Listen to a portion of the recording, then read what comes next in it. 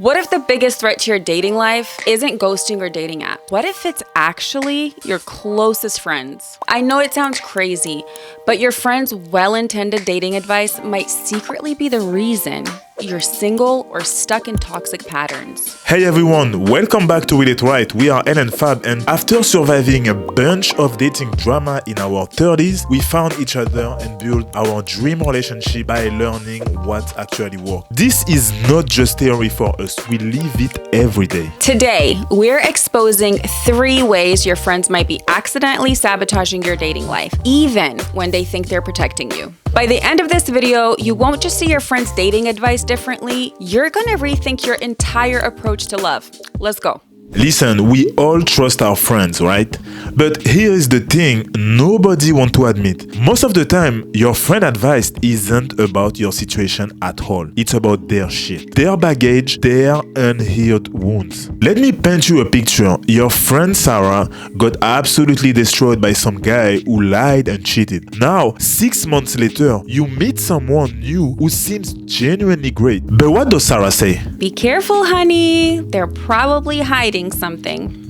You know how men are. Exactly. Sarah isn't seeing your new potential partner. She's seeing the guy who broke her heart. And the crazy thing is that studies back this up. Nearly 70% of dating advice from close friends is based on their own unresolved emotional baggage, not what is actually happening in your life. And this is where it gets dangerous, because suddenly you're starting to see problems where there are none. You're suspicious of innocent texts, you're worried about normal behavior, you're questioning every single move they make. So you end up pushing good people away because you are convinced that they are all the same. And when you do this, you're not being cautious and you're definitely not being smart. You are literally living somebody else's heartbreak. Alright, let's talk about how to handle this. We are about to give you the exact step that will save you from falling into this trap. Step 1. The pause. The moment a friend gives you that look of warning or start sharing their concerns, pause the conversation and take a breath. This pause is critical because it stops you from automatically absorbing their emotional state. Try to change the topic at this point. Step 2. Check yourself. When you have time to reflect, take a moment and ask yourself clearly, is this my story or is it theirs? Then look for actual evidence in your current situation. Are you seeing real red flags or are you seeing imaginary ones from their past heartbreak? This separation is crucial for your own clarity. Step number 3, set boundaries. If your friend continues this narrative, thank them for caring because they do care. But make it clear, you are making your own choices based on your own experience and not their past trauma. You can say something like, hey listen, I appreciate you looking out for me, but I need to trust my own judgment here. This 3-step process will systematically separate their fears from your reality and stop you from sabotaging your own chance at love. It is a skill that gets easier with time, reflection, and practice, but it will literally save your dating life. And if you're finding it hard to tell the difference between your own instincts and your friend's projections, we have our relationship readiness quiz linked below. It will help you see clearly if you're truly ready for a healthy relationship or if outside influences are clouding your judgment. In a sense, your friends mean well, but their past shouldn't dictate your future. Period. Now you're starting to see how your friends' hidden heartbreaks quietly shape your love life. But if you think that's surprising, what we're about to tell you next is even more shocking, because sometimes friends aren't just projecting their past pain. They are secretly competing with you, and they don't even know it. Here's something nobody wants to admit. Your friends might secretly prefer seeing you struggle in love rather than succeeding. I know it sounds harsh, because it is harsh, but let's break it down, because it's not as obvious as you think. Try to think of friendships like a sports team. when one player starts scoring too many goals, the others might start feeling left behind, right? Friends often do the same thing. Without even realizing it, they quietly push you toward bad relationship choices to keep everybody on equal footing. And it shows up in 4 sneaky ways that will blow your mind. The first one is social hierarchy sabotage. This happens when your friends unconsciously worry that your new happy relationship will change their rank in your group. Maybe right now they are the go-to person for advice or support. Your happiness threatens that role. So what do? They gently steer you away from the person who's making you happy and toward partners who aren't good for you. It's shocking, but many people prefer stability in their social group, even if it is unhealthy, over a positive change that disrupts the balance. Second is validation vampirism. These friends literally feed off your drama. When you're in constant dating chaos, they get to be the hero and the shoulder to cry on. They feel important and needed. So think of it like this. They're basically the Dracula of your dating life, except instead of sucking your blood, they're sucking your joy to stay emotionally alive.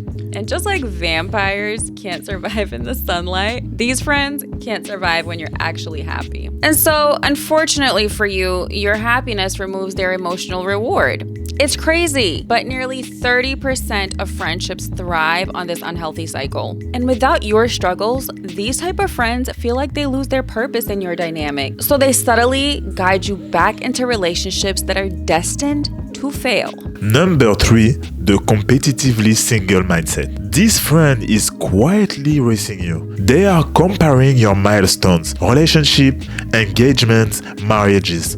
When you start to settle down, they panic. If you're successful, it highlights their own insecurities. To cope, they push you toward choices they wouldn't even make themselves, ensuring you are both stuck in the same sinking boat. This silent competition happens in over half of all friends groups, especially when big life changes happen. And finally, the disposable friend syndrome. Notice how when you're single, you're always available, you're always ready to go out, support their dramas, or even just chill. Yeah. Friends love that kind of convenience because they have a constant and reliable stream of entertainment. But when you find someone special, your availability shrinks. So, without realizing it, friends gently nudge you away from deep and meaningful connections and push you towards messy situationships just to keep you close and convenient. But interestingly enough, research shows around 40% of people feel manipulated into prioritizing their friends' needs over their own happiness. So how do you actually spot and deal with competing friends? Let us break this down for you, because once you see these patterns, you can't unsee them. Step 1. Reaction test. When something good happens in your dating life, pay close attention to your friends' immediate reactions. Here is what to look for. Real supporters celebrate first, ask questions second. They say things like, "I'm so happy for you," before they ask, "Tell me about them." Low-key competitors, on the other hand, they immediately find problems or express concern. They say things like, "Are you sure about this?" Or, "Don't you think it's too soon?" Step 2 is pattern analysis. This is where you become kind of like a detective of your own social circle. It's a bit uncomfortable, I know. But if you have suspicions, keep track of their advice over time. Write it down if you have to, because competitors constantly find problems even where there are none. They have a pattern of steering you toward people who aren't good for you, while real supporters help you recognize genuinely good connections. Remember, sometimes you have to be told the harsh truth, but there must be balance, so keep an eye out for that. Step number 3, boundary blueprint. Once you have identified the competitors, here is the strategic approach. Limit sharing your dating wins with these friends. This doesn't mean cutting them off entirely, but it means being selective about what you're sharing and when. Instead, cultivate relationships with people who genuinely want to see you succeed in love. This approach will help you spot the difference early and systematically protect your love life from subtle sabotage. By now, you're probably thinking, could it get any worse? Unfortunately, yes. Because there is an even sneakier way your friends may be holding you back. And this one, it's different. We all know loyalty matters. Your friends have probably told you before they're never gonna forgive that ex who hurt you, right? I've been there. They've got your back. But when they tell you that you should never forgive, that holding a grudge makes you strong and brave and shows self-respect, that's not friendship. That is a definite trap. Think about it this way. When your friend urges you to stay angry and not forgive, they are basically handing you a heavy backpack full of rock. Each rock represents anger, pain, and bitterness from your past. They say carrying this backpack will help you avoid making the same mistake again. But over time, it weighs you down. It stops you from moving forward, from meeting new people, from finding happiness again. So you might think, why would my friends do this? Well, often they don't even realize they're doing it. Subconsciously, they're scared you're gonna heal and no longer need their protection because they enjoy being your hero, your advisor, and your protector. They also benefit emotionally from your hurt because your pain gives them a clear role and purpose.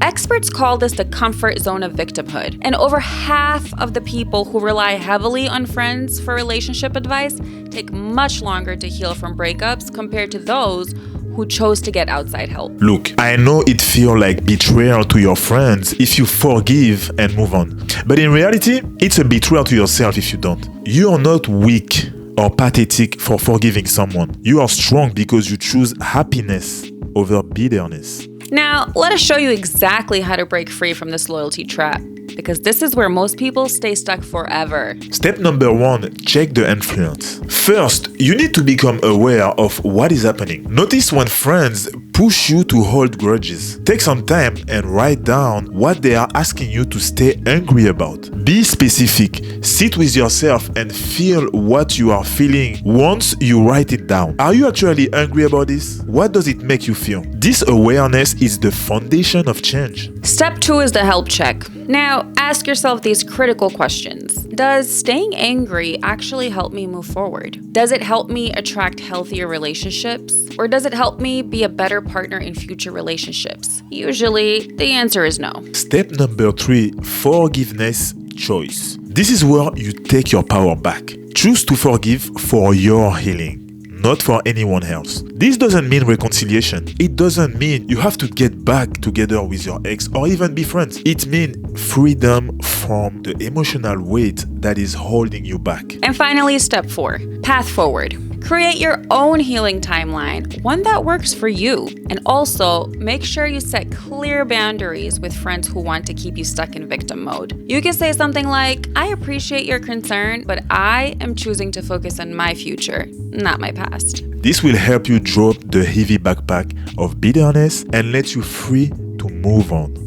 That's right, because each step builds onto the previous one. So don't skip any. They all work together to create lasting change. So now you know the real ways your friends could be unintentionally sabotaging your dating life. But recognizing is just the first step. And if you want to know if you're truly ready to break free and build a healthy relationship, we got our relationship readiness quiz below. Once you take it, you're going to get specialized tools and resources based on your answers. And trust me, you're going to be surprised by what you discover. Look, dating isn't easy, especially when the people closest to you are unknowingly steering you in the wrong direction. But today, you learned exactly how to spot these hidden traps and take back control. Remember, your love life belongs to you. You deserve clarity, confidence, and connections that genuinely make you happy. Your friends mean well, but it's your job to set boundaries. Listen to your heart and create your own story. Your dream relationship isn't a fantasy. It's completely achievable. You got this, and we're here rooting for you every step of the way. Thanks for watching. Like, comment, subscribe, and we will see you in the next video.